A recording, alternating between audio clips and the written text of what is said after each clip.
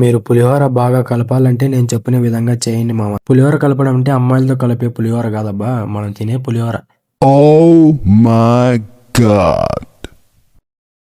ముందుగా మీకు కావాల్సిన పులిహోర పట్లాలు తీసుకోండి. తర్వాత ఒక ఎర్రగడ్డ గాని 2 ఎర్రగడ్డలు గాని తీసుకొని చాప్ చేసుకోండి. తర్వాత ఒక పెనం తీసుకొని తగినంత ఆయిల్ వేసుకోండి. ఫస్ట్ ఆఫ్ ఆల్ అంత ముందుగానే గ్యాస్ ఆన్ చేసుకోవాలి. గ్యాస్ ఆన్ చేయకపోతే మనకి పులిహోర కలపడం రాదు. నెక్స్ట్ కంట్లో నీళ్లు తెప్పించే ఎర్రగడ్డలని మనం ఆయిల్లోకి వేసుకోండి. ఆ తర్వాత చేతులు మంట తెప్పించే మిరపకాయలు వేసుకోండి. ఎర్రగడ్డలు బాగా బ్రౌనిష్ వచ్చేంత వరకు వేయించుకోండి. మీకు పసుపు కావాలంటే పసుపు వేసుకోండి తగినంత. మీరు బయట నుంచి తెచ్చిన పులిహోర పట్లాలు వేసేసుకోండి. బాగా మిక్స్ చేయండి, లేదంటే అంటు కట్టిపోతుంది కింద. ఆ తర్వాత తగినంత ఉప్పు వేసుకోండి. ఎక్కువ వేసుకున్నారు అనుకో బీపీ ఇచ్చిపోతారు.